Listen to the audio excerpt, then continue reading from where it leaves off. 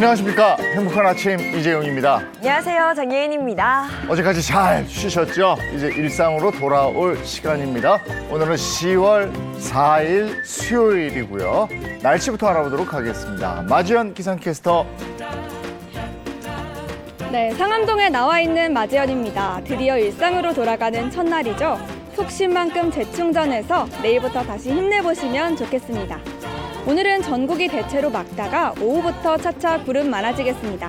네, 아침에 일어나면 정말 새벽 공기가 달라졌다는 걸 느낄 수 있는데요. 일교차가 큰 만큼 또 연휴 기간에 설악산 단풍이 들었다고 들었습니다. 오늘 날씨 어떤지 구체적으로 전해주세요.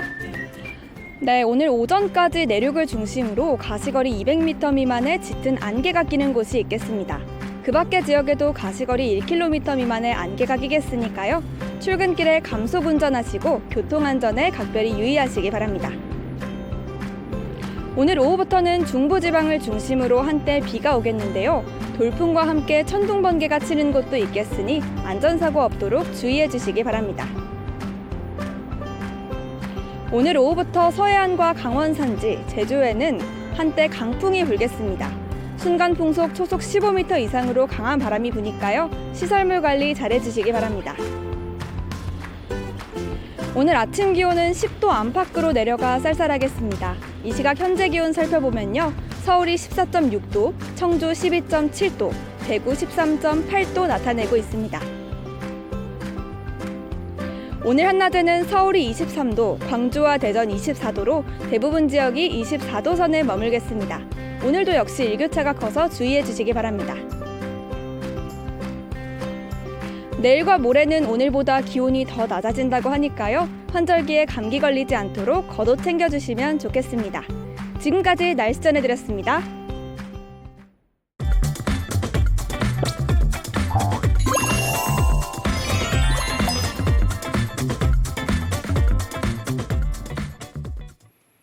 화제 이슈를 발빠르게 전해드리는 모닝 브리핑 순서입니다. 김성환 시사평론가와 함께합니다. 어서 오세요. 네, 안녕하세요.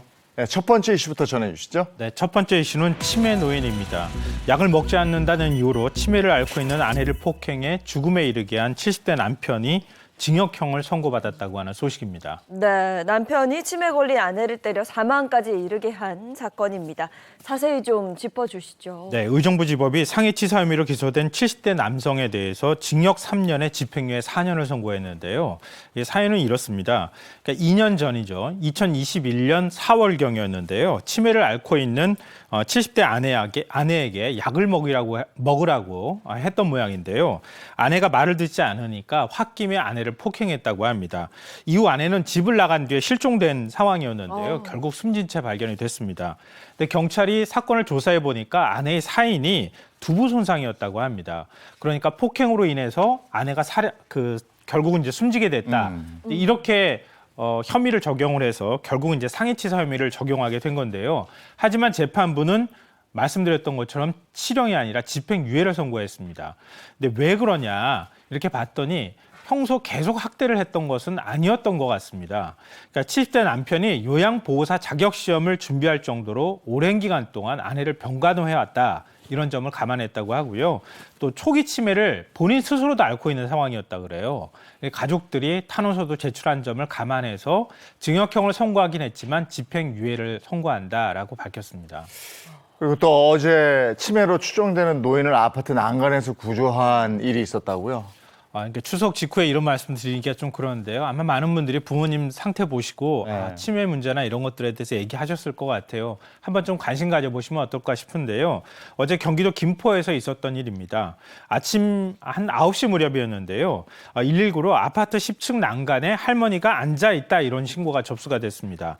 이 소방구조대가 출동해서 옆집 주민을 통해서 아무래도 베란다가 옆쪽에 붙어 있으니까요. 그러니까 말을 걸어봤지만 대화가 제대로 되지 않았다고 합니다. 그런데 그 할머니가 앉아있던 위치가 실외기 인근 난간이었다 그래요. 그러니까 조금만 더 상황을 방치했을 경우에는 추락할 위험이 있다 이렇게 판단을 하고 결국 구조에 나서기로 했는데요. 구조대원 1명은 현관문을 강제 개방하고 집 안으로 들어가고 나머지 2명은 윗집을 통해서 아래층 쪽으로 로프를 타고 내려갔다고 합니다. 그래서 결국은 구조할 수 있었는데요. 알고 봤더니 노인은 90대 나이였다고 하고요. 치매를 앓고 있는 것으로 의심된 상황이었다고 하는데요. 그런데 집에 혼자 있었다 그래요. 그러니까 아무도 없는 상황이었기 때문에 아마 치매 증상 때문에 베란다 난간에 앉아 있었던 것이 아닌가 이렇게 추정하고 있는데요. 그러니까 이런 경우에는 치매 노인들을 집에 혼자 방치하거나 아니면 두는 것은 조금 좀 피해야 되지 않을까 이런 생각이 듭니다. 100세 시대 노인 인구가 늘어나는 만큼 치매 환자가 점점 더 늘어날 텐데 이걸 온전히 한 가정의 개인의 문제로 둘 것인가 아닌 것 같아요. 네. 예, 이 사회적인 시스템을 갖춰야 되는 이 문제 심각하게 고민을 해야 될 것 같습니다. 자, 다음 이슈 전해 주시죠. 네, 두 번째 이슈는 페트병 사건입니다. 이게 무슨 말인가 하실 것 같은데요. 경기도 의정부 호원초등학교 재임 중에 극단적 선택으로 사망한 교사 사건 아마 많은 분들이 아실 거예요. 근데 그 학부모의 신상이 지금 공개되고 있거든요. 네. 그 학부모의 자녀가 법적 대응을 예고해서 지금 논란이 되고 있다 이런 소식입니다. 네, 법적 대응을 예고했습니다. 당사자로 알려져 있는 B 씨가 자신의 SNS에 입장문을 게시한 거죠. 네, 그러니까 B 씨의 입장문을 그대로 확인을 했다고 하기보다는 교사를 죽음으로 내몬 학부모라고 해서 최근에 학부모 신상이 공개되고 있는 상황이잖아요. 이것도 사실은 좀 논란의 소지가 있기는 한데요. 그 신상을 공개하고 있는 SNS 계정에 그 자녀가 이런 입장문을 올렸다라고 하는 글이 올라왔다고 하는 겁니다. 아마 확인은 한 것 같은데요. 근데 요약해서 전해드리면 그 내용은 이렇습니다. 기사와 SNS에서 떠도는 얘기는 다 거짓이다. SNS를 비공개로 바꾼 건 내가 잘못해서가 아니라 진실도 모르는 사람들이 내 주변 지인들에게 피해를 줘서 그런 것이다. 이런 입장을 밝혔다고 하는 겁니다. 그러니까 제가 지금 말씀드린 사람이 누구냐면 그 학부모, 그러니까 교사를 괴롭혔다고 하는 학부모의 자녀니까 교사의 제자가 되는 거죠. 네, 네. 그러니까 그 교사와 관련돼서 직접 당사자이기도 한 그 제자가 글을 올렸다 이렇게 생각하시면 될 것 같습니다. 근데 이 부분에 이제 법적 대응 예고가 담겨 있다 이렇게 된 거고요. 네, 그렇습니다. 최근 이제 언론 보도를 통해서 여러 얘기들이 나오고 있잖아요. 그러니까 예를 들면 그 학부모가 교사를 지속적으로 괴롭혔다. 뭐 이런 내용들이 나오고 그 학부모의 신상이 공개되고 또 이 학부모의 신상이 공개되니까 그 자녀의 신상도 공개되고 있는 그렇죠. 상황이잖아요. 근데 자신과 관련해서 거짓인 내용이 공개가 되고 있다. 그 언론 보도를 상대로 해서 내가 소송을 내겠다. 이렇게 얘기를 한 겁니다. 그러니까 명예훼손한 사람에게 고소를 준비 중이다. 이런 입장을 밝힌 것과 함께 지금 엄마 아빠를 비롯한 지인들은 다 훌륭한 판검사분들이라 이리자 풀릴 것이다. 이런 내용을 올렸다 그래요.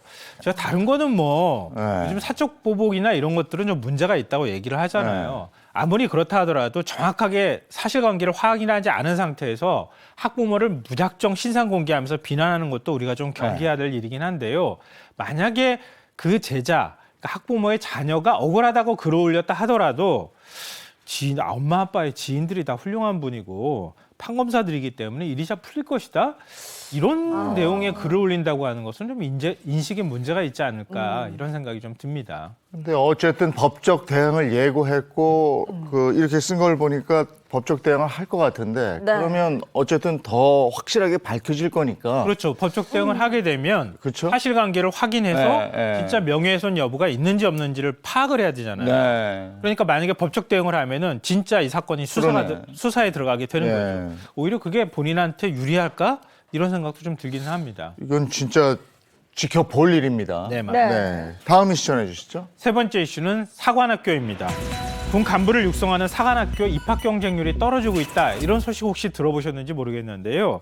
이런 가운데 지난 5년 동안 스스로 교정을 떠난 사관생도들이 500명이 넘는 것으로 나타났습니다. 500명이면 꽤 많은 숫자입니다. 안 그래도 사관학교 지원자도 줄어들고 있는 이 상황에서 자진 퇴교를 한 생도들도 500명이 넘는다. 자세한 얘기를 좀 들어봐야 할 것 같습니다. 그러니까 국방부에 따르면은요, 2019년부터 올해 9월까지 자퇴한 생도가 545명이었다고 합니다. 근데 이게 그냥 이 정도가 늘 발생했다고 하면은 또 모르겠는데요. 2019년도에는 74명이었다 그래요. 그런데 지난해에는 146명으로 2배가 늘어났고요. 올해는 9월까지 이미 140명이 넘었다고 합니다. 그러니까 이런 추세가 점점 속도가 붙고 있다 이렇게 볼 수 있는데요. 근데 대부분 입학하자마자 자퇴를 하거나 아니면은 1학년을 다니다가 자퇴한 것으로 나타났습니다. 그러니까 사관생도 한 명을 길러내는데 한 4년 동안 2억 원의 세금이 든다 그래요. 어. 뭐 세금이 아깝다 이런 문제의 차원을 떠나서 젊은 장교의 인재 풀이 계속 얇아지게 되잖아요. 그러면은 군의 어떤 숙련도라든가 이런 군의 대응 능력이라든가 이런 것들이 떨어질 수 있잖아요. 그래서 그런 면에서는 적극적인 대응이 필요하다 이런 목소리가 나오고 있고요. 이런 현상이 군 사관학교에서만 발생하는 건 아니고요. 올해 전반기에 수도권 대학 학군 장교 ROTC라고 하죠. ROTC에서 학생들을 모집했는데 6곳 모두 다 미달 사태가 발생했습니다. 그러니까 그만큼 인기가 없어지고 있다 이렇게 봐야 될 것 같은데 군에서 뭔가 대책을 마련해야 하는 거 아닌가 이런 상황 그대로 둬서는 안 되겠다 이런 목소리가 커지고 있습니다. 이게 뭐가 문제인지는 알죠. 그 사회적인 지위, 그다음에 복무 기간, 네. 거기다가 이제 월급, 네, 처우 이런 문제. 예, 이런 것들이 다 복합적으로 작용이 된 건데 병사들하고의 요 차이라든지 여러 가지가 있습니다. 알아요. 어떻게 해야 될지는 아는데 방법을 잘 못 찾고 있는 것 같아서 참 답답합니다. 그러니까 군 내부의 문제는 이제 말씀하셨으니까요. 네. 군 외부로 보면은 사관생도가 성적이 좀 뛰어난 학생들이 많이 네. 가잖아요. 네. 그러니까 군을 굳이 선택하지 않고 다른 예를 들면 의대를 간다거나 네. 이런 방식으로 선택을 해도 되겠다라는 생각을 또 한다는 거예요. 네. 그러니까 아무래도 군에 대한 자부심, 네. 긍지 이런 것들이 좀 떨어지는 상황하고 연결이 돼 있는 거 아닌가 이런 생각이 듭니다. 아, 이 군 초급 장교 이 지휘관들 굉장히 중요한 역할인데 네. 이래서는 안 되는데요. 우수한 사람들이 가야 되는데 이게 참 큰일입니다.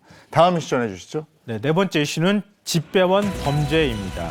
지난 2019년부터 올해 9월까지 매년 100명가량의 집배원이 음주운전, 폭행, 성폭력, 절도 등의 사유로 징계를 받은 것으로 확인됐습니다. 네, 범죄를 저지르고 징계를 받는 집배원이 매년 100여 명에 이른다고 합니다. 자세히 좀 짚어주시죠. 네, 우정사업본부에 따르면 2019년부터 지난달까지 범죄에 연루돼 징계를 받은 직원이요. 총 670명이었다고 합니다. 이게 적은 숫자는 결코 아닌데요. 음주운전이 179건으로 가장 많았고요. 성매매, 성폭행, 성희롱 같은 성비위로 징계를 받은 경우는 74건. 그리고 전체 징계자의 69% 이상이 또 우편물을 배달하는 집배원이었다고 합니다. 근데 이 정도 범죄를 저지르는데 징계 수위는 어느 정도였을까? 이게 궁금하실 것 같은데요. 네. 솜방망이 징계라고 하는 비판이 나옵니다. 왜냐하면은요. 주거 침입이나 성비위, 요즘 뭐 성비위 같은 경우도 원 스트라이크 아웃 뭐 이런 거 많이 하잖아요. 폭행 같은 이런 결코 값없지 않은 범죄를 저지르고도 견책이나 감복을 받은 직원이 집배원이 255명이나 됐다고 합니다. 그러니까 일반적인 경우에 물론 이제 그 이후에 더 큰 징계를 받은 직원들도 있을 수 있겠지만 이 정도 범죄 혐의를 받고 있는 사람한테 그냥 경책은 징계라고 할 수 없거든요. 네. 이런 징계를 내리는 거는 너무 가벼운 처벌을 하는 것 아니냐 이런 비판의 목소리도 함께 나옵니다. 그러네요. 자, 오늘 모닝 브리핑 여기까지 하겠습니다. 김성환 시사평론가와 함께했습니다. 고맙습니다. 네. 고맙습니다.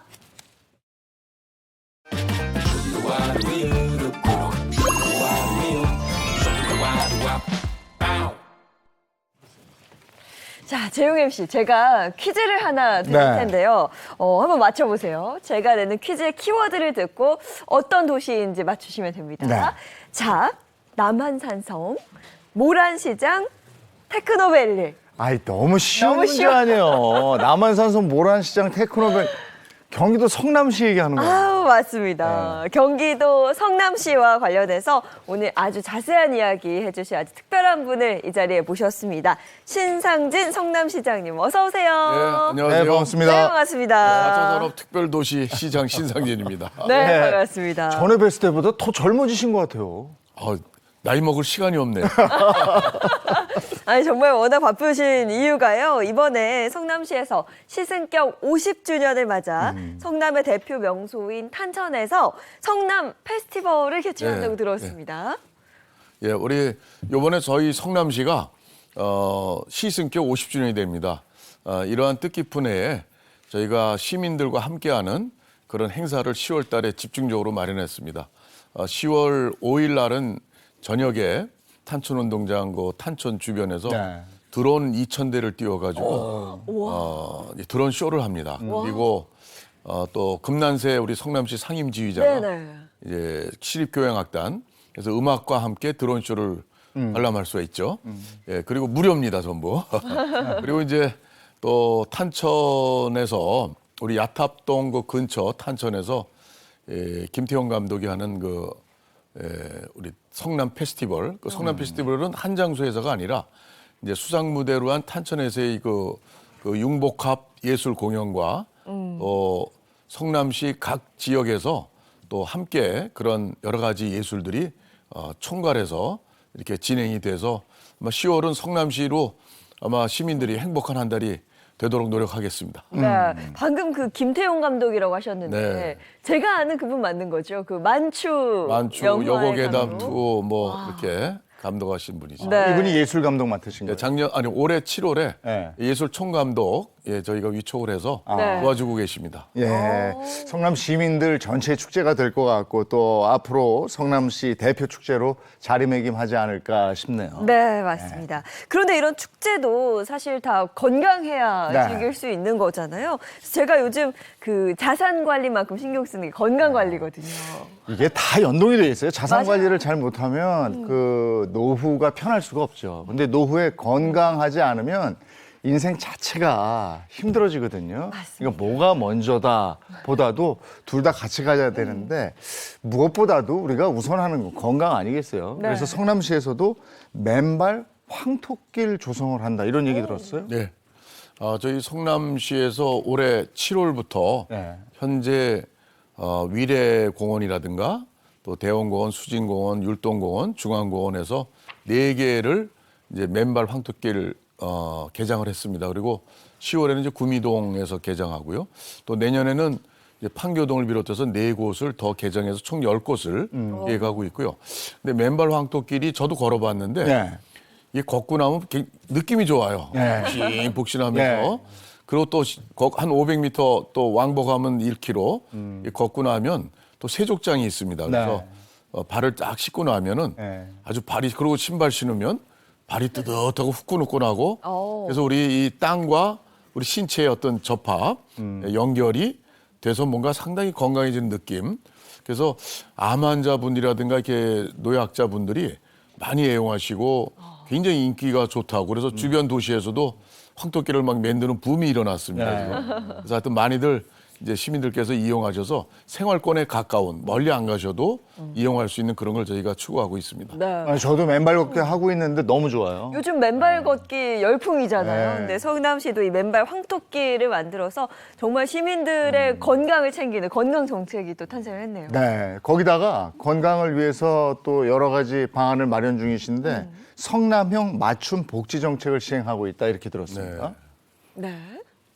예, 우리 무엇보다도 건강이 최고 아닙니까? 그래서 저는 이제 또 의사 출신 또 시장으로서 예. 시민의 건강을 좀 더 특별한 도시로 만들어야 되겠다 이런 생각에서 또 우리 치매 어르신들이 제일 그 암보다도 더 무서운 병이 치매라고 그러지 않습니까? 그래서 저희가 60세 이상 저소득층 어르신들한테 우선적으로 33만 원 범위 내에서 치매 감별 검사. 그러니까 우리 보건소를 가시면 1차, 2차 그 진단 검사는 대략 하는데 네. 정확한 진단을 위해서는 MRI도 찍어야 되고 혈액 검사하고 그러면 한 30만 원 이상 듭니다. 그래서 저희가 33만 원 범위 내에서 지원을 하는 정책으로 아마 전국 최초라고 알고 있는데요. 그래서 저는 국가적으로도 성남시가 이러한 그 의미 있는 정책들을 함에 있어서 좀 전국적인 그런 것이 확산돼서 우리 대한민국 국민들 전체의 건강에 기여했으면 하는 바람에서 이런 정책을 강력하게 지금 추진하고 있는 중입니다. 네. 자, 그리고 큰 일교차로 면역 관리가 또 굉장히 중요한데, 그래서 맞춤 복지 정책 이렇게 시행하고 계신 것도 네. 들었거든요. 예, 저희가 뭐 복지 정책은 여러 가지가 있습니다만은 성남에서 특히나 이제 어려우신 분들 또 이제 독감 예방 접종이 곧 이제 시행되고 있지 않습니까? 그래서 겨울철 독감 예방, 그러니까 질병에 대한 예방, 코로나 같은 경우는 우리 국가에서 모든 비용을 해서 검사와 약 치료를 전부 다 무료로 했습니다. 그런데 독감도 저희가 그런 차원에서 독감 환자 예방 접종을 60세 이상 또 13세 이하로 했던 부분을 전 시민, 92만 전 시민에게 이번에 올해부터 10월부터 무료로 접종합니다. 네. 그래서 우리 성남시 관내 한 500곳 정도의 병의원에서 어디든 가면 접종할 수 있는 그렇게 만들었습니다. 네. 그렇다면 성남 시민들 그 치매에 앞서 저희가 얘기했었는데 네. 치매 간별 검사를 얼마나 이용을 하고 있을까요? 예, 여태까지 올해 8월 기준으로 한 11,000명 정도가 이제 이용을 했는데, 그거는 1, 2차 검사고요. 3차 비용이 많이 드는 저희 시에서 33만 원 지원해 주는 것은 94명이 이용했습니다. 그래서 아마 많은 부분들이 올해 예산은 3천만 원 했는데 이제 거의 다 소진이 돼가면서 이것이 아마 점차 더 확산되고 또 점차 이것도 대상층을 좀 더 늘려나갈 그런 계획으로 있습니다. 이제 뭐 어디나 1인 가구가 굉장히 그 큰 가족의 중심 단위가 돼버렸어요, 이제는. 그래서 1인 가구 얘기하다 보면 또 고독감 이런 얘기도 하고 이러는데, 그래서 1인 가구의 사회적 고립 예방을 위해서 성남시에서 노력하고 있다 이런 얘기도 들었습니다. 예, 경기도의 그 1인 가구 비율이 한 30%라고 하는데요. 우리 성남시가 한 33% 많습니다. 그래서 1인 가구의 그런 좀 어려운 애로사항을 해결하기 위해서 그 성남시 그 모란 역 근처에 1인 가구 지원 센터를 만들어서 거기서 뭐 동아리 활동이라든가 상담 또 여러 가지 1인 가구로서 겪는 어려움들을 또 해소해 주는 그러한 활동들을 한 공간이 있고, 이것을 앞으로 각 구별로 더 확산해 나갈 그런 계획이 있습니다. 네. 그리고 또 10월 7일이면 지하철 요금이 오릅니다. 또 부담스럽다는 분들도 굉장히 많이 계실 것 네. 같은데요. 성남시에서는 그 70세 이상 어르신에 대한 버스 요금 지원하고 계신다고요. 예, 우리 서민들은 뭐 참 1,000원, 2,000원도 굉장히 큰 돈이시죠.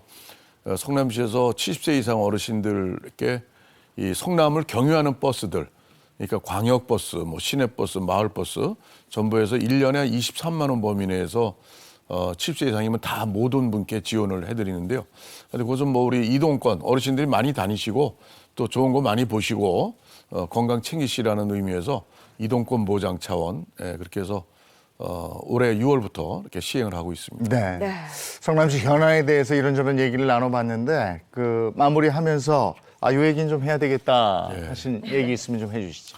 하여튼 우리 성남시가 근래 들어서 이 좋지 않은 그런 정치인들의 어떤 그 부정부패 이런 것 때문에 많이 좀 시민들께서 자존심 상해하시고, 그리고 또 우리 성남 판교를 비롯한 이 하이테크밸리 또 테크노밸리에서 이 4차 산업 중심 도시로서 외국의 그 시장이나 정치인들이 오면은 우리 성남을 꼭 방문하고 싶어 하시더라고요, 요즘에요. 그래서 우리 자존심 높고 좀 대한민국의 그런 정말 이 먹거리의 어떤 기관차 역할을 하는 성남시가 좀 이미지가 많이 상했던 부분, 그걸 이제 50년, 과거 50년으로 돌려버리고 미래 50년은 성남시의 그런 좋은 장점을 살려서 시민들이 행복한 또 우리 대한민국의 숙제인 그 4차 산업 발전을 위해서 성남시의 기관차 역할을 하겠다.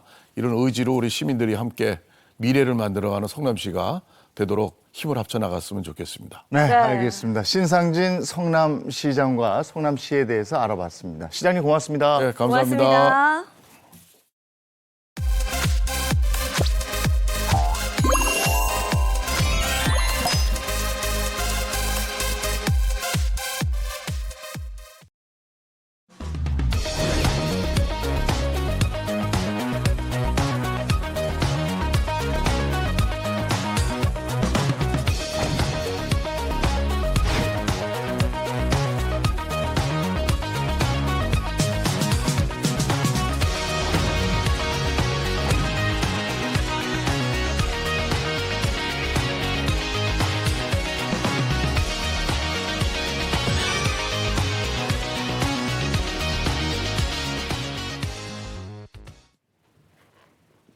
이번엔 한 주간의 핫한 연예 소식 알아봅니다. 연예 라이브 시간입니다. 네, 오늘도 반가운 세 분과 함께합니다. 인사 먼저 부탁드려요. 안녕하세요. 연예계 팩트사냥꾼 홍정선입니다. 네, 안녕하세요. 자칭 특종 여신 미남 전문 기자 최정아입니다. 잠시만요. 따끈따끈한 연애 소식 전해드릴게요. 안녕하세요. 개그우먼 박은영입니다. 네, 반갑습니다. 자, 잠시만요. 은영 씨. 주제는 뭐예요? 네, 오늘의 주제입니다. 연애 라이브 첫 번째 소식은요. 엄마 보고 싶었어요입니다. 10월 2일이었죠. 우리가 사랑했던 최고의 톱스타 고 최진실 씨가 하늘의 별이 된 지 15주기가 됐는데요. 고 최진실 씨 어머니와 아들 그리고 아들 최환희 씨, 딸 최준희 씨가 묘소 묘소를 찾았다고 합니다. 가족들과 지인뿐만 아니라 고 최진실 씨에 대한 그리움을 여전히 마음속 깊이 간직한 팬들의 발걸음도 이어졌다고 합니다. 야, 벌써 15년이 됐군요. 15년이란 세월입니다. 그래도 여전히 그 최진실 씨는 최고의 배우로 우리들 곁에 있는 것 같아요. 네. 맞습니다. 2008년 10월 2일이었어요. 이제 어제가 딱 15주기였는데 세상을 떠났을 때가 만 40도 안 된, 어떻게 보면 한 2달여 생일을 앞둔 상황에서 12월 24일 크리스마스 이브에 태어났거든요. 그래서 이 만 40세 생일을 한 2달여 앞둔 그런 안타까운 나이에 39세 나이에 우리 곁을 떠났어요. 이처럼 이 고인이 된 최진실 씨를 그리워하는 팬들이 그 시절 우리가 사랑했던 배우 최진실, 이런 주제로 이 고 최진실 추모 15주기 전시회를 연다고 그래요. 15일까지 열리는데 이 팬들이 보내주신 그런 사진, 영상 이런 걸 함께 나눌 수 있다고 하는데, 이 관계자가 이 주최 측이 얘기를 합니다. 팬들이 보내주신 사진과 영상, 이게 방대한 자료가 돼서 단 한 사람이라도 이 최진실 씨를 그리워하는 그 사람과 이 추억을 공유하고 싶다, 이렇게 얘기를 하고 있는데, 아직도 그리워하시는 분들 15일까지 전시회 찾아보시죠. 네. 그리고 고 최진실 씨의 아들과 딸이 각자의 방식으로 애도를 했더라고요. 네, 맞습니다. 먼저 아들인 이 최환희 씨 같은 경우에는요, 고 최진실 씨의 어머니와 함께 이 묘소를 찾았습니다. 한 매체와의 인터뷰에서 아주 속 깊은 이야기를 했는데, 항상 그렇지만 이제 어머니가 떠나신 지도 벌써 15년이라는 세월이 지났는데 저희 어머니를 아직까지 많이 사랑해 주시는 이 팬분들이나 지인분들에게 너무 감사하다라고 인사를 전했습니다.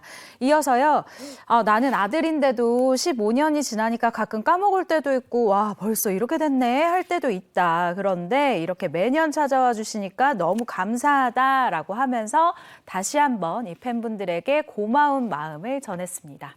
자, 이렇게 환희 씨는 외할머니랑 함께 묘소를 찾았는데, 이 딸이 있죠, 최준희 양은 혼자 갔어요. 그래서 사람들이 따로 간대 이제 하니까 워낙 솔직하잖아요. SNS에 이렇게 글을 썼어요. 솔직히 가족 구성원들끼리 다 친하지는 않지 않냐. 우리는 가족이 3명인데 그중에 나는 혼자인 것뿐이다. 이렇게 좀 솔직하게 자신의 얘기를 적어놓기도 했는데, 또 덧붙여서 이런 얘기도 했어요. 엄마도 살아계셨다면은 너 왜 외할머니랑 오빠랑 같이 오지 않았어? 이렇게 잔소리할 성격이 아니었다. 이렇게 이제 얘기를 했는데, 그만큼 어떤 쿨했던 엄마 혹은 나를 감싸 안아줬던 엄마에 대한 그리움이 묻어나는 것 같아서, 사실 최준희 양 아직 어리잖아요. 마음이 짠하더라고요. 근데 따로 어머니 묘소를 찾은 것에 대해서 꼭 불화설이 또 불거졌다, 이런 얘기도 들었습니다. 네, 맞습니다. 뭐랄까요. 그러니까 긴 시간 동안 이 할머니와 손녀의 이 불화가 계속해서 언론을 탔기 때문에 이번에 묘소를 따로 방문한 것까지도 불화설을 야기한 것 같은데요. 최환희 씨 측근은 이번에 추모공원에 따로 방문을 한 것에 대해서 입장을 밝혔는데, 이 남매가 독립해서 살고 있고 사실 그동안에도 따로 추모공원을 찾은 적이 많다고 해요. 그렇기 때문에 이번에도 자연스럽게 따로 방문한 것으로 봐달라라고 입장을 밝혔습니다. 네, 뭐 많은 분들이 그렇겠지만 고 최진실 씨는 정말 시간이 지날수록 더 새록새록 많이 생각이 나는 것 같습니다. 대중도 이런 마음인데 이 자녀를 가슴에 묻은 최진실 씨의 어머니는 얼마나 보고 싶을까요? 그러시겠죠. 게다가 최진실 씨뿐 아니라 동생 최진영 씨도 사실 이제 한 1년 반 뒤에 유명을 달리했죠. 아들, 자식 둘을 다 이제 먼저 보낸 이 어머니의 마음이 어떻겠습니까? 그래서 과거 한 방송 인터뷰에서 이렇게 얘기를 했어요. 우리 애들이 떠난 거는 엊그제 같고, 나는 기억이 항상 생생하고 늘 보고 싶고, 아직도 애들 이름 부르면 집에 막 문 열고 들어올 것 같다. 근데 이렇게 깜빡할 사이에 15년이라는 세월이 흘렀다. 정말 실감이 나지 않는다.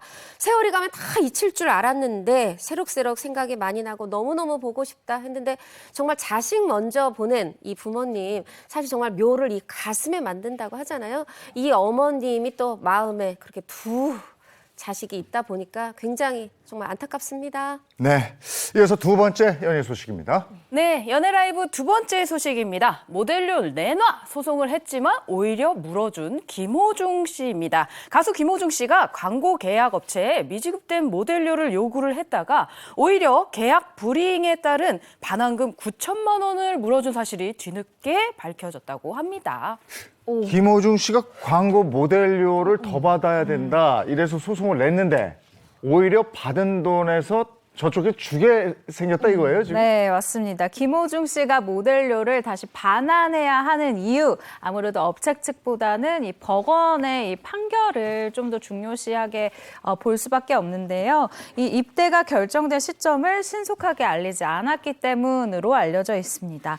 김호중 씨는 사회복무요원으로 군 대체복무를 석 달 앞둔 2020년 6월 한 음료 제조 회사와 2억 6,400만 원의 광고 모델 계약을 체결을 했는데요. 이 음료 회사가 계약금의 일부인 1억 원을 지급한 상황에서 이 김호중 씨가 2020년 9월이죠. 그러니까 3개월 후인 사회복무요원으로 군 대체 복무를 시작하게 됩니다.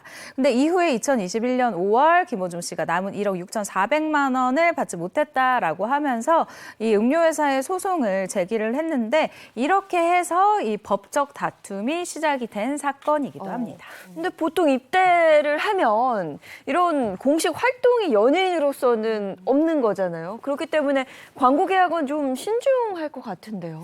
신중하고 드물게는 입대할 줄 알지만 입대할 걸 밝히고 그 입대 직전에 어떤 광고를 찍기도 해요. 그럼 이제 팬들이 입대해서 못 보는 사이 그 광고라도 예. 보면서. 근데 지금 그거는 미리 알렸다고 제가 말씀드려요. 요게 중요한 건데 당시에 이 김호중 씨하고 광고를 체결했던 음료 제조업체는 김호중 씨의 입대 사실을 몰랐다는 거죠.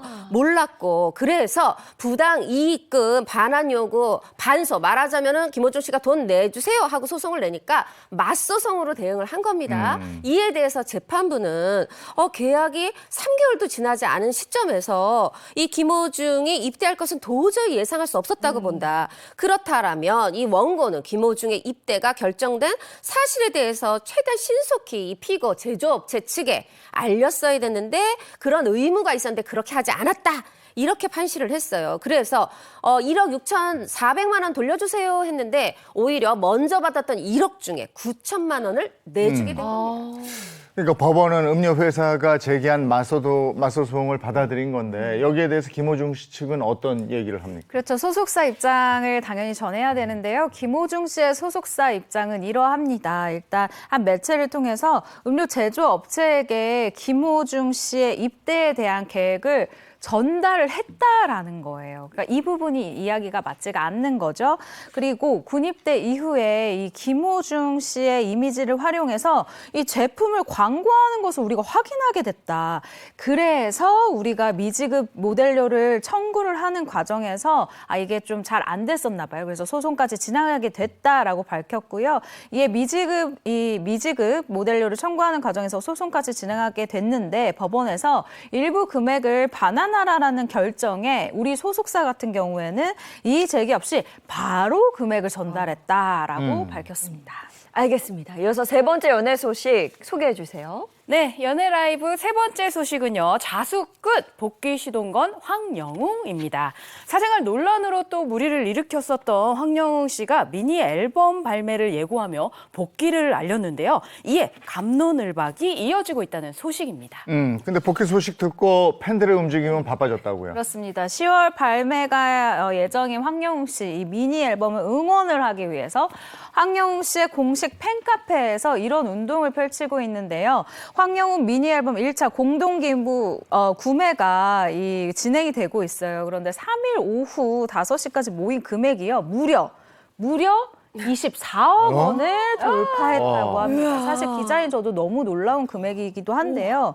이 개인 기부자 중에서는 최대 500만 원을 기부한 사람도 있고요. 또 지역 모금액을 보면은 한 지역에서 1,000만 원을 넘는 금액을 모아서 기부를 한 일도 있다고 합니다.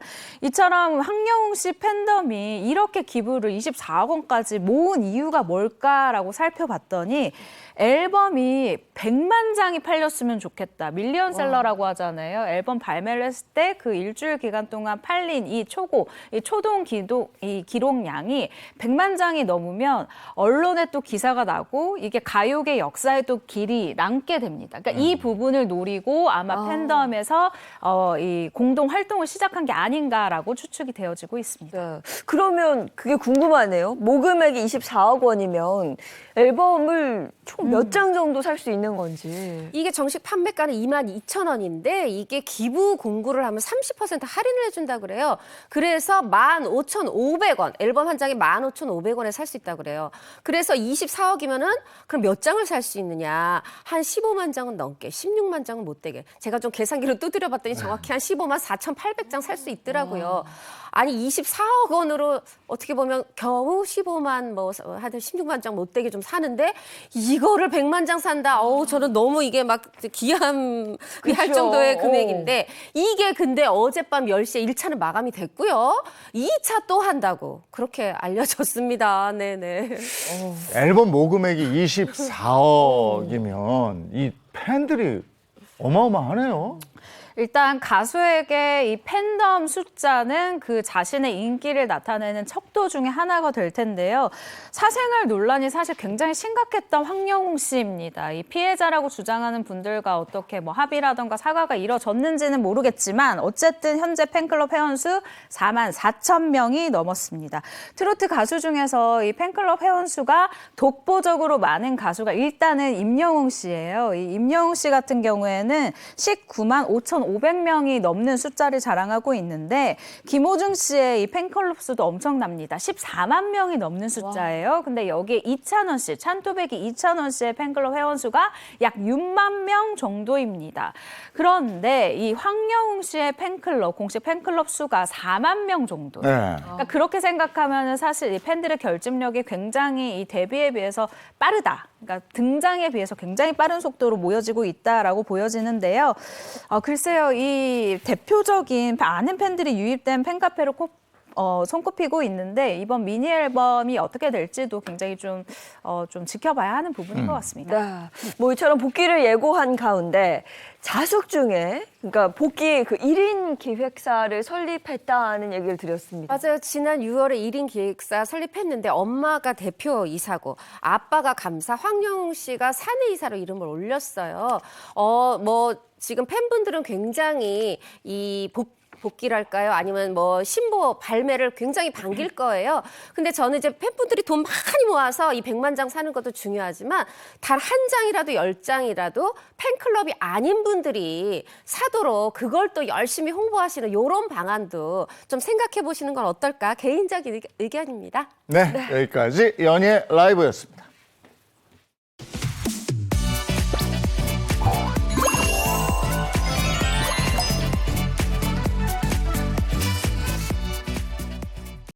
네, 이번엔 대한민국 대표 스타들이 걸어온 길을 되돌아보는 스타 주민 시간입니다. 네, 은혁 씨 오늘 스타즈민 주제는 뭘까요? 네, 스타들은 늘 밝고 화려한 모습만을 보여주는데요. 그렇게 화려한 스타이기 이전에 또 누군가의 부모이자 누군가의 형제이기도 합니다. 한 가정의 부모로서 또 형제로서 그 속에 감춰져 온 아주 가슴 아픈 이야기들이 있다고 합니다. 네, 뭐 아무리 가까운 사이여도 쉽게 꺼낼 수 없는 말들이 있죠. 그게 또 가족과 관련된 말이라면 더 그런 것 같습니다. 네, 그래서 오늘 준비한 스타 주민의 주제는요. 가족끼리 너무해, 가족과 멀어진 스타들입니다. 울타리가 되어야 할 가족과의 갈등으로 인해서 사이가 멀어진 가슴 아픈 사연을 고백한 스타들의 이야기를 한번 준비해봤습니다. 네, 우리가 미처 몰랐던 가족끼리 너무해, 가족과 멀어진 스타들 시작하겠습니다. 네, 가족끼리 너무해, 가족과 멀어진 스타들. 첫 번째 주인공은요. 아들과 아들에게 연락을 차단당한 배우 김보성 씨입니다. 아들과 그랬어요. 그랬어요? 예, 하여간 뭐 가족 간에 요번에 추석 때 다들 모였겠지만 마냥 좋을 수만은 아, 없거든요. 맞아요. 그럼요. 여기서 또 이견도 있고 갈등도 있고 이런 건데 김보성 씨가 그랬다고요? 네, 김보성 씨가 고백한 내용을 들어보면요. 제가 지금 이렇게 웃으면서 이야기를 할 수 없는 가벼운 내용이 아니라 굉장히 좀 진지한 무거운 내용이라는 점 미리 알려드립니다. 최근 김보성 씨가 한 방송에 출연을 해서요. 두 아들이 어렸을 때 함께 찍은, 이 가족이 함께 찍은 가족 사진을 이렇게 보면서 저 때가 인생에서 가장 행복했던 시절이다. 정말 물고 빨고 하다가 지금은 아들들과 사이가 좀 안 좋아서 볼 때마다 가슴이 아프다라면서 이 부자 관계가 예전같이 않음을 고백한 바 있습니다. 제 기억에는 김보성 씨가 과거에 한 예능 프로그램에 출연해서 현실 아빠와 현실 아들의 모습을 보여줬었거든요. 그렇죠. 당시 아내 두 아들하고 예능에 함께 출연했는데 말씀하신 것처럼 현실 아빠, 현실 아들이었어요. 뭐냐면 당시 이제 일단 현실 아빠는 자식 자랑부터 하잖아요. 우리 첫째가요, IQ가 150이고요. 전교 1등을 놓치지 않고 둘째도 IQ가 140을 넘고요. 막 이러면서 이제 자식 자랑을 했는데 막상 이제 자식들 아들 둘하고 아빠하고 이제 셋이 있으니까 아들들이 엄마 오기를 빨리 엄마가 돌아오길 기다리는 거야. 뭔가 어색하다는 거죠. 그래서 제작진이 왜 아빠랑 있는 게 어색해 물어봤더니 이제 아빠가 치는 장난 귀찮아요. 그냥 나를 그냥 내버려뒀으면 좋겠어요. 이렇게 또 솔직하게 사실은 이게 뭐 막 너무 도덕 교과서 바른생활 교과서에 나오는 가족이 아니어도 뭐 현실 아빠 현실 아들 그렇게까지 나빠 보이진 않았는데 요게 이제 요번에 자식들이 차별했어 이런 얘기가 나오다 보니까 당시에 좀 어색해 하더라. 요렇게 얘기가 나오는 것 같아요. 근데 아이들 키우다 보면 알잖아요. 우리가 안아주고 업어줄 수 있는 시간은 정말 짧습니다. 맞아요. 그리고 나서 사춘기 접어들면 점점 이제 대화가 부족해지고 멀어지고 멀어지죠. 마련인데 네. 김보성 씨는 그 아들과 자식과 이렇게 멀어진 이유 좀 어느 정도 알고 있는가 모르겠네요. 일단 김보성 씨가 아들과 멀어진 이유에 대해서 방송이잖아요. 그렇기 때문에 쉽게 입을 열지는 못했습니다. 사춘기를 겪을 무렵부터 이 아들들과 사이가 좋지 않아졌다 정도만 밝히고 이 아들들이 방송을 볼 수도 있기 때문에 왜 저렇게 아빠가 또 방송에서 얘기할까 이렇게 생각을 할까 봐 너무 자세하게 얘기하지 못하는 점 양해 부탁드린다라고 이야기를 하기도 했는데요. 그러면서 내가 막 남자 사나이 막 이런 것만 너무 강조했던 것 같다. 그래서 아들들과 오히려 대화가 안 됐었던 이런 상황이 됐다라고 스스로 반성하는 모습을 보이기도 했습니다. 네. 그런데 아들과 멀어진 김보성 씨에 대해서요. 인생을 미리 내다본 사람이 있었다 그래요? 무슨 바로 얘기일까요? 도인이라고 10년 전에 2013년에 김보성 씨가 방송에서 얘기를 했어요. 뭐라고 얘기했냐면 그 도인이 말씀하시길 내가 말년에 굴 속에 들어가서 혼자 산다더라. 대한민국 의리 호랑이로서 굴에 들어가 살게 될 건가 본데 그렇게 되면 그때 내가 어떻게 해야 될지 모르겠다. 사실 그때 저는 그 말에서 그런 일이 오지 않았으면 좋겠다. 혼자 살고 싶지 않다. 굴에 들어가고 싶지 않다. 이런 걸 좀 느꼈었어요. 김보성 씨가 이만열만 하는 얘기 있잖아요. 남자 사나이 뭐. 의리. 그게 이제 의리 이런 것과 관련이 있는 건가요? 네, 김보성 씨의 아들이 과거 출연했던 프로그램 역시 화제를 다시 모으고 있는데요. 아들이 이런 얘기를 한 적이 있어요. 남자는 남자다워야 되고 의리가 있어야 된다라고 이 아버지가 계속 강요를 하니까 이제 좀 지겹다라고 얘기를 한 적이 있다고 합니다.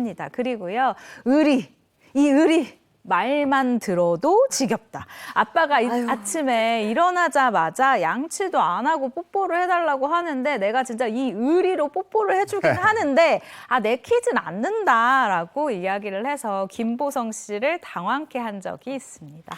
문득 궁금한 게 김보성 씨는 언제부터 이 의리의 사나이가 된 거죠? 의리 김보성 씨. 떡잎부터 아주 의리파였다고 합니다. 과거에 한 방송을 통해서 공개된 김보성 씨의 생활 기록부에도 드러나 있는데요. 생활 기록부를 살펴보면 사교적이고 의리가 있다.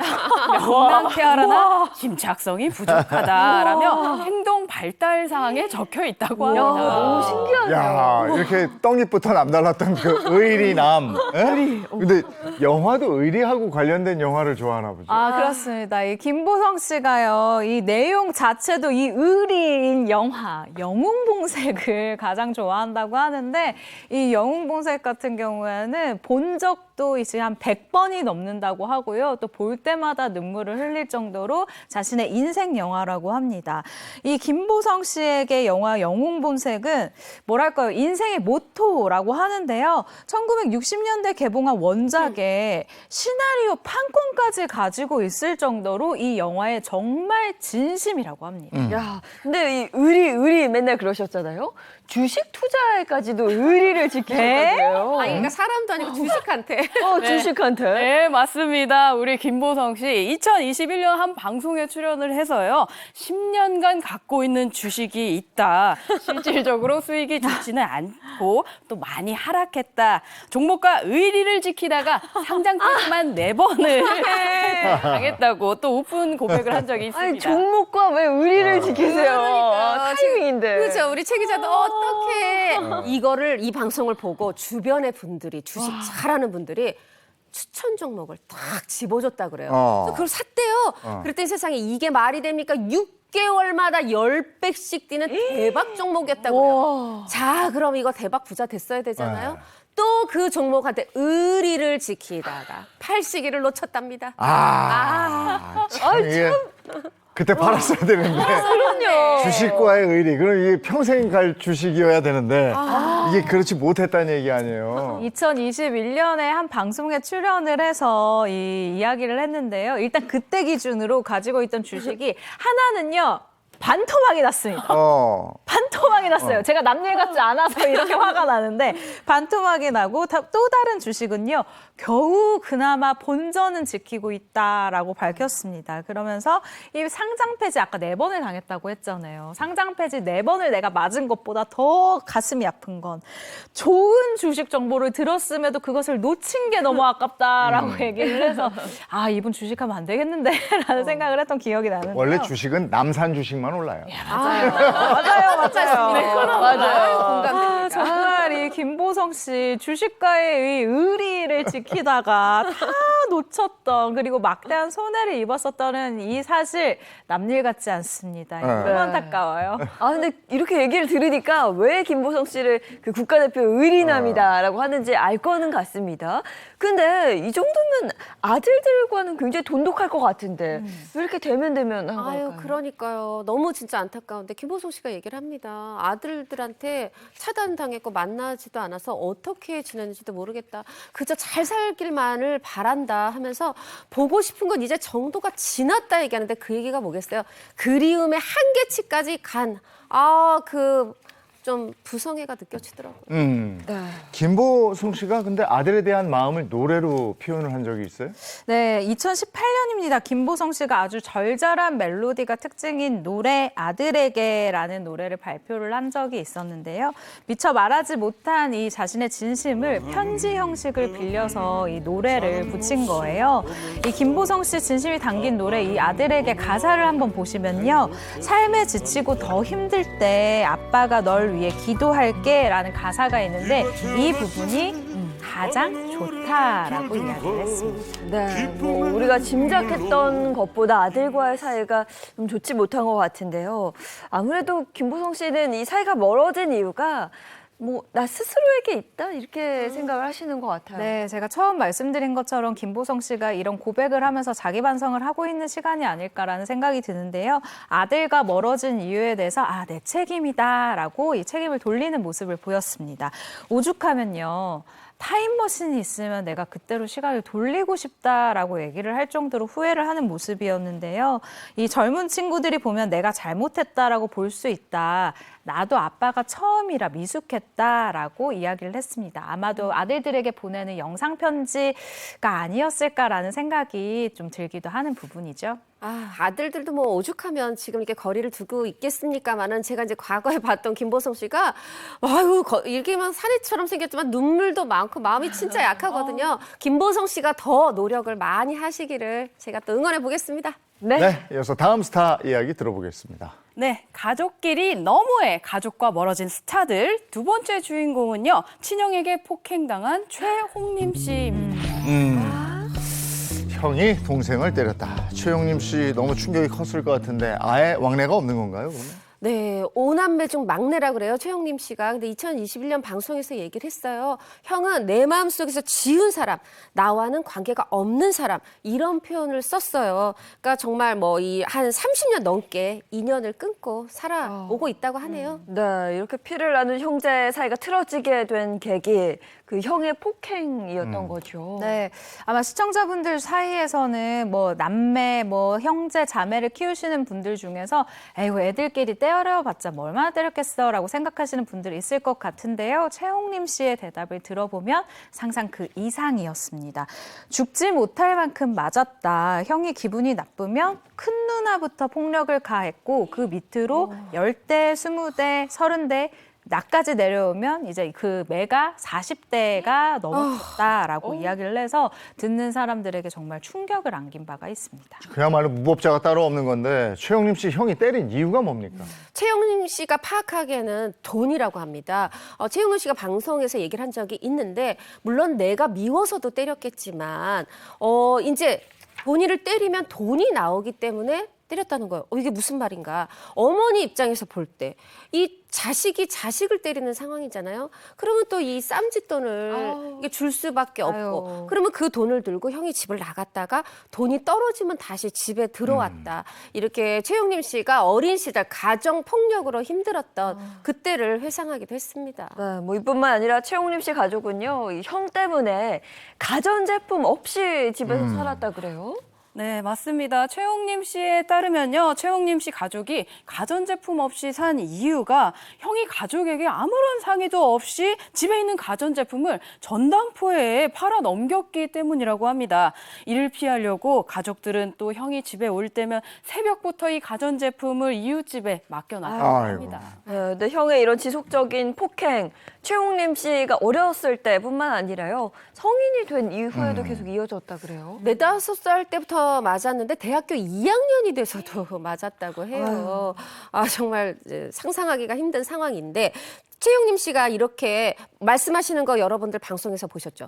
말을 정말 크게 하시거든요. 그래서 사실은 귀가 이제 맞아서 귀가 잘 들리지 않아서 근데 본인 목소리도 잘 들리지 않는다는 거예요. 그래서 막 크게 더 크게 얘기를 한다고 하는데 그럼 주변에서 물어볼 거 아니야. 왜 이렇게 크게 말해? 목소리가 왜 이렇게 커? 그러면 그냥 나 뭐 경상도 사람이라서 목소리가 커. 이렇게 좀 둘러대고 했다고 해요. 근데 오랫동안 의존한 최영림 씨 형제를 화해시킬 계기가 있었다면서요? 그렇습니다. 2018년 말에 심부전증을 앓던 최홍림 씨에게 신장 이식이 필요한 순간이 있었습니다. 생과 사를 넘나드는 그런 고비가 있었던 건데요.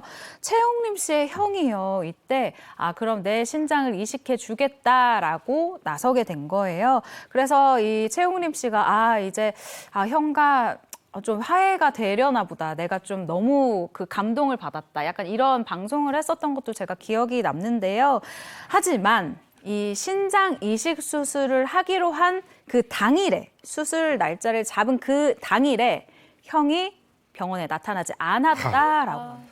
나타나지 않았다는 건 이거 잠적했다는 건가요? 네, 최홍림 씨의 형이 나타나지 않았던 그 속사정을 저희가 영상으로 준비했습니다. 함께 보시죠.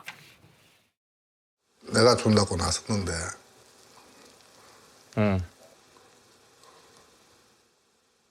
원래 형이 혼자 살잖아. 혼자 있다 보니까 뭐 주위에서 또 하는 소리가 네 생각 잘해라. 네 혼자 일이 있는데 네 나이도 있고 이런데 만약에 무슨 일이 있으면은 네가 뭐 가족이 있어갖고 네 병을 갖다가 돌볼 거가 전장을 주게 되면 주기적으로 병원에 다녀야 된다는데 네 그럴 형편도 안 되잖아.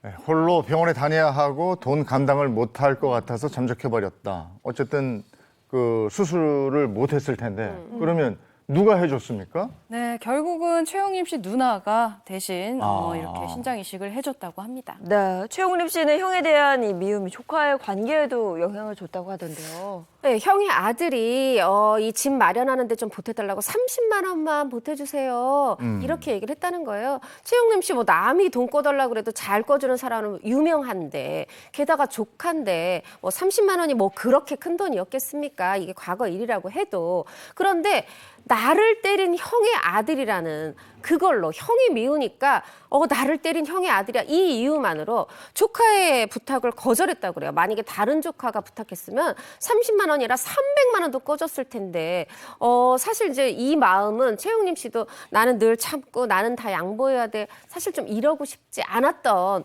또 그런 마음도 이해가 되긴 하네요. 네. 그러면 지금 최용림 씨는 형하고 어떻게 지내고 있습니까? 네, 한 방송을 통해서 최용림 씨가 이 형과 화해를 할 수 있는 그 뭐랄까요, 화해의 뭔가 그 장소를 만들어주기도 했었는데 끝내 최용림 씨가 이 형을 용서하지 못했습니다. 방송에서 최용림 씨 형이요, 최용림 씨를 보고 용서를 구하는 의미로 무릎을 꿇었었거든요. 그런데 여기까지 들으면 그러면 동생이 좀 받아줘야 되는 거 아니야? 라고 생각하시는 분들도 있을 것 같아요. 그런데 최용림 씨는 오히려 이 순간이, 형이 나에게 무릎을 꿇은 이 순간이 가장 혼란스럽고 가장 힘들었었다라고 이야기를 합니다.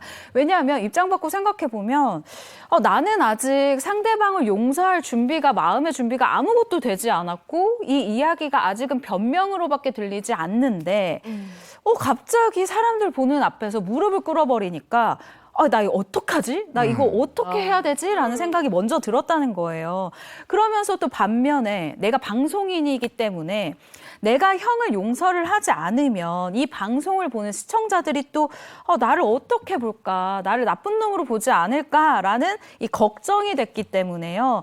용서하는 것이 정말 너무 그 순간 혼란스러웠다. 하지만 그럼에도 불구하고 내 진짜 속마음은 용서를 하지 않는 것이다.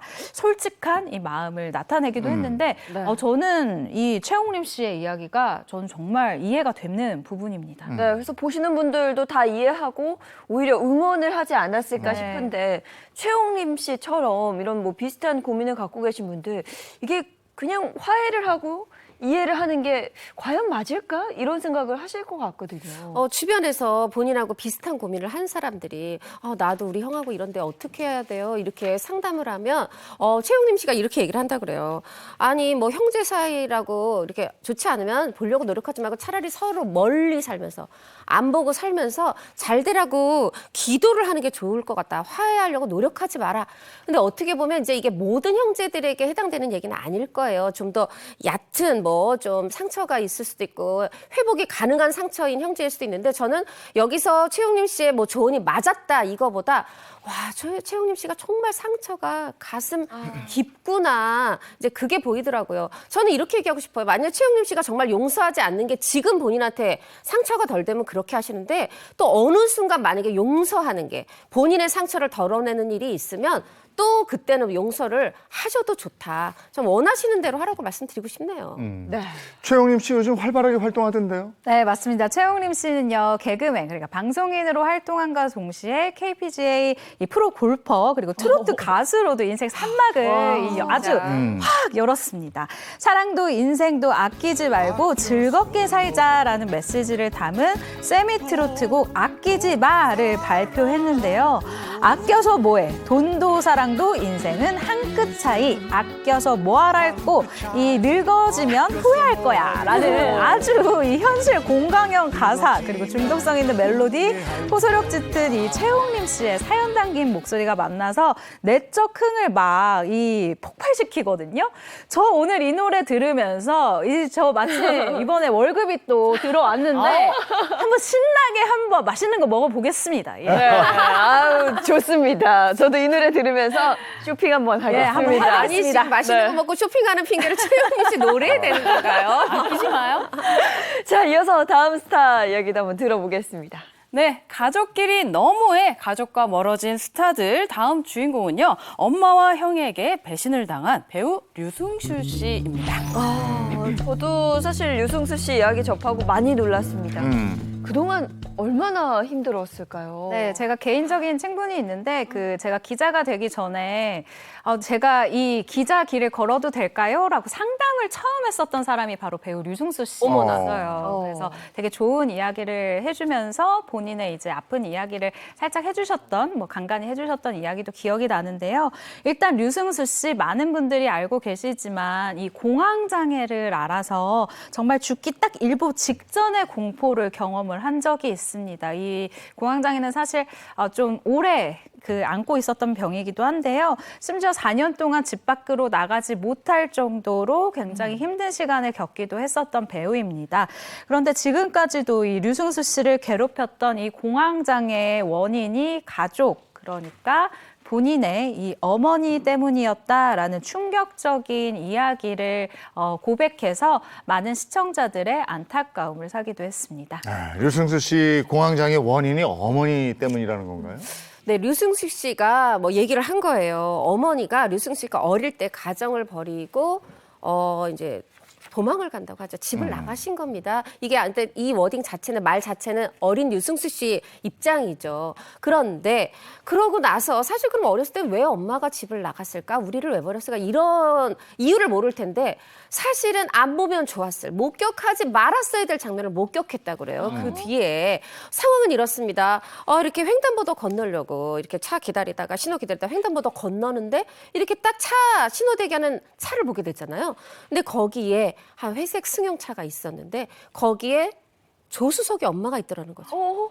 반가웠겠죠. 근데 운전석을 봤더니 낯선 남자가 있었다는 겁니다.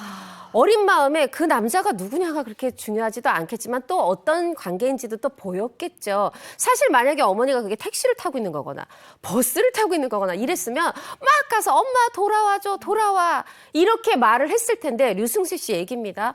그런데 옆에 남자가 있다 보니까 자신이 아는 척을 하면 엄마가 당황을 할까 봐 되려 이렇게 고개를 돌리고 나를 못 보게 이렇게 하고 이제 길을 건넜다는 거예요. 근데 이게 류승수 씨 마음에 굉장히 큰 충격이었던 것 같아요. 그 장면을 목격하고 나서 공황장애가 시작이 됐죠. 그러니까 아들이 어머니의 외도 현장을 두 눈으로 직접 목격을 한 건데 이게 얼마나 충격이 컸으면 이 공황장애로 발현됐을까요? 이렇게 충격을 받았던 류승수 씨가요, 이 파란만장한 어린 시절을 보냈다라고 합니다. 부산에서 일명 빨간바지라고 하면 모르는 사람이 동네에서 없을 정도로 춤을 굉장히 열심히 잘 추는 청소년이기도 했는데 이 소문난 춤꾼으로 유명했었던 이유가 생각해보면 고등학교 생활에 좀 적응하지 못했고 그것을 약간 좀 뭐랄까요, 이렇게 몸으로 좀 푸는 것에 자기도 모르게 본능적으로 알았었던 것 같아요. 연기 이전에. 그리고 결국은 가출까지 감행을 할 정도로 이 방황하는 시간을 가졌었다라고 하는데요. 이러한 이유에는 어머니가 없었기 때문이었다라고 이 방송을 통해서 고백을 한 적이 있습니다. 당시 어머니가 계시지 않는 이유가 알려지지는 않았는데 이 방송에서는요. 최근에 이런 굉장히 좀 비밀스러운 가정사를 용기 있게 고백한 이 류승수 씨의 이야기를 통해서 우리가 이제는 짐작해 볼 수가 있는 상황이 된 거죠. 그럼 류승수 씨는 그날 이후에 어머니를 만난 적이 있나요? 그날 나는 엄마를 지워야 되겠다. 다시는 안 만나고 싶다 했는데 실제로 만난 적도 없다고 해요. 그런데 그래도 류승수 씨 참 착하고 이런 사람이라 어머니를 만난 적은 없는데 어머니가 지인을 통해서 수술을 해야 되는데 좀 수술비를 좀 줬으면 좋겠다. 이렇게 연락이 왔다 그래요. 근데 또 이게 자식들이 그렇더라고요. 이게 나는 컸고 내가 성인이 됐으면 이 엄마에 대한 미움이 사라지고 사라지지 않고 하고 상관없이 그래. 류승수 씨도 나를 그래도 낳아주신 분인데 이런 마음으로 수술비를 보탰고 이게 한 번이 아니라 두 번 이렇게 지원을 해드렸다고 해요. 그리고 류승수 씨가 얘기합니다. 어머니를 지금 만나진 않지만 그래도 마음속으로 용서를 했다 이렇게 고백을 했는데 사실은 저는 어머니를 위해서보다 류승수 씨가 본인을 위해서 어머니를 용서한 건 잘했다 이런 생각이 듭니다. 야, 류승수 씨가 좀 항상 밝아 보이셔서 정말 몰랐는데, 근데 상처를 가족에게 받은 게 이게 다가 아니라 그래요? 또 있다 그러죠? 이번에는 류승수 씨의 형인데요. 류승수 씨는 형에게 이 돈이 얽힌 배신을 당하면서 또 한 번 굉장히 큰 시간을, 그러니까 크게 힘든 시간을 버텼다라고 이번 방송을 통해서 고백을 했습니다. 어느 날 류승수 씨 형이요, 류승수 씨에게 급하게 연락이 왔어요. 딱 한 달만 보증을 서달라라는 이야기였는데, 아시죠? 가족한테도 보증을 서면 안 되는데. 류승수 씨가 똑똑한 분이라 사실 이미 알고 있었지만 그냥 가족이니까 라는 마음으로 보증을 섰을 거라고 저는 생각이 들어요. 그런데 이 형이 어머니와 연을 끄는 이 류승수 씨가 가족 중에 가장 그 의지를 많이 했었던 큰 형이기 때문에 이 보증이라는 것을 크게 고민하지 않고 아마도 서지 않았을까라는 생각도 듭니다. 네, 류승수 씨가 형 때문에 힘들었다. 이러면 형이 돈을 갚지 않았다는 거군요. 네, 맞습니다. 류승수 씨 최근 한 방송에 출연을 해서 급하게 한 달만 서달라는 그 보증이 벌써 2년을 넘었다고 밝혔는데요. 형이 돈을 갚지 않았고 결국 집에 빨간 통지서가 날라왔다. 가지고 있던 걸 다 날렸다. 그때 정말 극단적인 선택까지 하고 싶었다. 공황장애, 우울증까지 있었는데 너무너무 힘든 시간을 겪었다라고 심정을 토로했습니다. 야, 2년 동안 지금 빚을 갚지 않고 있는 거고 집에 빨간 딱지가 붙었다. 어우, 고통이 이만저만이 아니었겠어요. 그렇죠. 류승수 씨가 이 사건으로 인해서요, 무려 아파트 세 채 값을 날렸다고. 아이고. 사실 류승수 씨가 활동한 지 정말 그 시간이 꽤 된 베테랑 배우이기 때문에 우리가 생각할 때 어머 부자겠다라고 생각을 할 텐데 아파트 세 채 값을 날린 야. 거예요. 그래서 류승수 씨가 이 배우 생활을 처음 시작할 때 원룸에서 시작했다고 했거든요. 그런데 형에게 당한 이 배신 때문에, 이 보증 때문에 다시 원룸으로 들어갈 수밖에 없었다라고 합니다. 그런데요, 지금은 여러분 다행히도 모든 이 빚을 다 갚았다고 해요. 노력 끝에 갚은 빚입니다. 형제잖아요. 형이 동생을 정말 벼랑 끝까지 몰아세운 건데, 저였으면 그냥 관계를 끊지 않았을까 싶어요, 맞아요. 정말. 그 류승수 씨도 저도 사실 이야기를 듣고 나도 내 여동생이 나한테 이러면 나 인연 끊을 것 같은데 라고 생각을 했거든요. 류승수 씨도 그렇게 생각을 했다고 합니다. 그래서 큰형과의 인연을 정리를 했다고 하는데, 그런데 이 형과 인연을 정리했으니까 뭐 전혀 소식을 못 듣고 있었을 거 아닙니까? 그러던 중에 아주 놀라운 소식을 듣게 됩니다. 그게 뭐냐? 이 큰 형이 회장님이 됐다라는 소식이었어요. 아니 그럼 회장님이 됐는데도 돈을 그러니까 아니 회사의 회장님이면은 돈도 많이 벌고 이랬을 텐데. 그렇죠. 아니 그럼 바로 갚았어야 되는 거 아니에요? 그러니까 바로 갚았어야 되잖아요. 사실 류승수 씨는 엄마의 형, 가족들이 정말 나한테 왜 이래 이런 마음이 있었을 거예요. 그 돈 금액도 크지만 거기다 지금 우울증, 공황증 앓는 상태에서 지금 이런 돈에 대한 금전적인 피해까지 본 거잖아요. 근데 이게 뭐 이제 돈을 빌려주고 나서 이게 말하자면은 공소 기한이 있는데 이게 거의 만료가 되는 상황이잖아요. 그러면 이제 안 갚아도 되는 그래요? 상황이 되는 거예요. 다행히 류승수 씨가 최근에 내용 증명을 보냈거든요. 이 내용 증명을 보내면 요게 10년이 기한이 연장이 된다고 해요.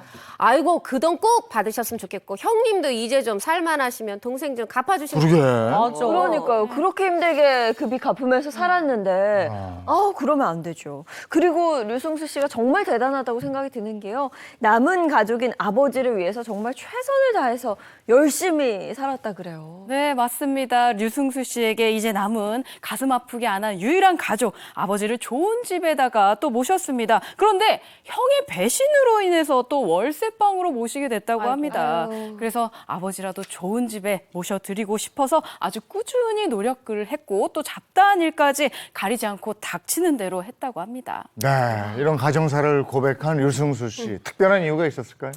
류승수 씨가 자신의 이 내밀한 가정사를 밝힌 이유, 바로 자신처럼 이 가정사 때문에 속병을 앓고 화병을 앓는 이 사람들에게 좀 위로라고 해야 될까요? 그러니까 그런 마음을 좀 주고 싶었다라고 이야기를 해요. 제가 직접 경험한 걸 말씀을 드리면, 남 탓을 하면 내가 힘들다. 결국 그게 나를 죽이는 건데, 앞으로 두 번 다시 나는 이런 실수 안 하겠다라고 마음을 먹으면 오히려 마음이 훨씬 편하다라고 이야기를 했습니다. 제가 앞서 기자가 되기 전에 찾아가서 저 기자해도 될까요? 라고 물어봤다고 했잖아요. 류승수 씨가 사실 주변에 이렇게 좋은 기운을 많이 나눠주는 이 배우이기 때문에 아마도 자신의 이 가정사를 방송에서 얘기할 용기를 먹지 않았나라고 지인으로서 한번 추측을 하게 되는 부분입니다. 네, 그리고 또 다행인 게 류승수 씨가 그 새로 생긴 가족이죠. 아내 덕분에 공황장애를 또 이겨냈다 그래요. 아유, 가족으로 인한 상처, 가족으로 좀 치유하게 됐는데 정말 인생이 제일 힘들 때 바닥을 칠 때 아내를 만났다 그래요. 근데 수입도 없는데 아내가 너무 무한긍정이더라는 거죠. 그래서 배우 수입 없을 때 옷을 팔아가면서 둘이서 열심히 살았고, 지금 류승수 씨한테 하나의 목표가 있다고 그래요. 돈 열심히 일해서 돈 많이 벌어서 아내한테 아내가 원하는 차 한 대 사주는 게 목표라고 하는데 금세 이루실 겁니다. 예, 오늘 가족끼리 너무해 가족과 멀어진 스타들이라는 주제로 얘기 나눴습니다. 고맙습니다. 고맙습니다. 감사합니다. 오늘 실질적으로 한 주가 시작된 건데 수요일이에요. 네. 수, 목, 금 하면 또 놀아. 그러니까요. 그 다음 주 월요일까지 연휴예요 또. 연휴죠. 황금 연휴 지나고 나서 일상에 복귀한 오늘 조금 힘드실 수 있는데요. 수목금이면 또 쉽니다. 네, 좋은 하루 보내시고요. 저희는 내일 아침 7시 30분에 돌아올게요. 행복한 아침, 행복한 하루 되십시오. 고맙습니다. 고맙습니다.